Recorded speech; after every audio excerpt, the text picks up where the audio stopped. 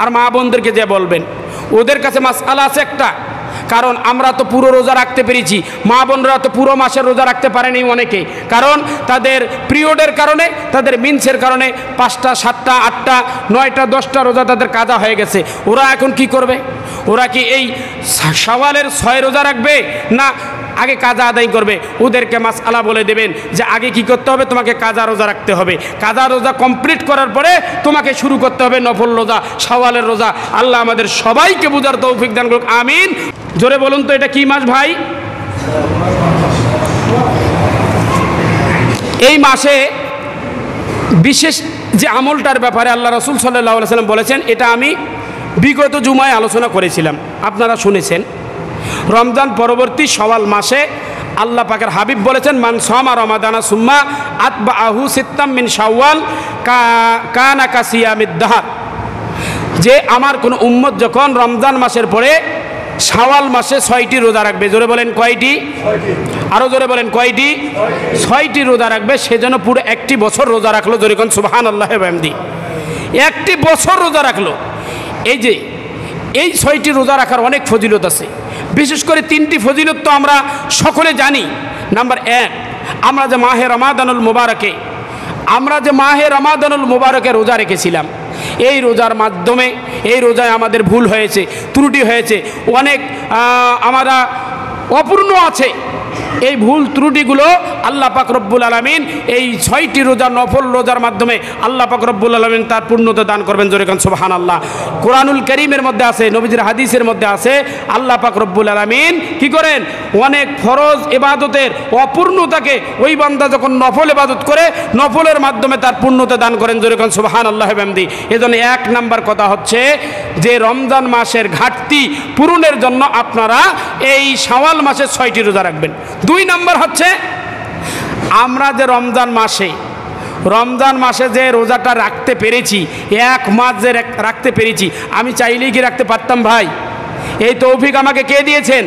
জোরে বলেন কে দিয়েছেন? আল্লাহ দিয়েছেন। অনেক ভাই কিন্তু চেয়েছিল, অনেকেই রাখতে পারে নাই। আমার মতো অনেক ভাই চেষ্টা করেছিল, তারা অন্তর থেকে রাখতে চেয়েছিল, কিন্তু আল্লাহ পাক রব্বুল আলামিন তাদেরকে সামর্থ্য দেয়নি, কিন্তু আমাকে যে দিয়েছে। এই জন্য আমরা একটি নেক কাজ করার পরে আমরা আল্লাহর শুকরিয়া আদায় করব যে আল্লাহ, আপনি রমজানুল মুবারকের মতো এই মাসে, বরকতপূর্ণ মাসে আপনি আমাকে রোজা রাখার যে সুযোগ দিয়েছেন, রোজা রাখার যে শক্তি দিয়েছেন, এজন্য আমি আপনার দরবারে শুকরিয়া আদায় করি। আমি আপনার কাছে 6টি নফল রোজা নিবেদন করলাম, জোরে কোন সুবহানাল্লাহ।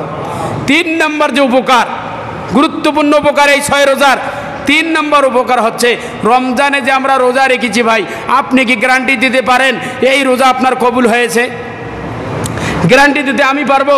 আমরা কি কেউ পারবো? আমরা কেউ পারবো না।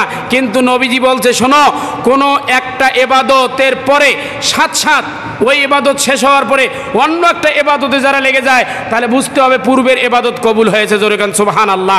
রমজানের রোজা রাখার পরে শাওয়াল মাসে যদি আপনি এই যে 6টি রোজা রাখেন, তাহলে আপনি বেশি আশাবাদী হতে পারেন যে আপনার রমজানের রোজা কবুল হয়েছে।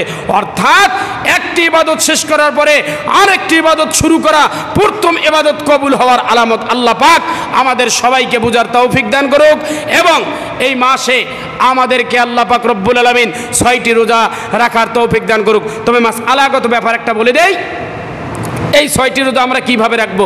অনেকে প্রশ্ন করে যে হুজুর, এই 6টি রোজা কি আমরা ধারাবাহিকভাবে রাখবো, শুরু করবো শেষ করব? যে ভাই, ধারাবাহিকভাবে যেহেতু আমরা ফরজ রোজা রেখেছি, নফলের ক্ষেত্রে আমরা সেটা করব না। নফল রোজাকে নফল রোজার মতো রাখবো, 1 দিন বাদ দিয়ে 2 দিন বাদ দিয়ে আমরা পুরো 1 মাসের মধ্যে যখন সুবিধা হবে তখন আমরা এই রোজাটা রাখতে পারবো। আর মা বোনদেরকে যে বলবেন ওদের কাছে মাসআলা আছে একটা, কারণ আমরা তো পুরো রোজা রাখতে পেরেছি, মা বোনরা তো পুরো মাসের রোজা রাখতে পারেনি অনেকে, কারণ তাদের পিরিয়ডের কারণে, তাদের মিন্সের কারণে 5টা 7টা 8টা 9টা 10টা রোজা তাদের কাজা হয়ে গেছে। ওরা এখন কি করবে? ওরা কি এই শাওয়ালের 6 রোজা রাখবে না আগে কাজা আদায় করবে? ওদেরকে মাসআলা বলে দেবেন যে আগে কি করতে হবে, তোমাকে কাজা রোজা রাখতে হবে, কাজা রোজা কমপ্লিট করার পরে তোমাকে শুরু করতে হবে নফল রোজা, শাওয়ালের রোজা।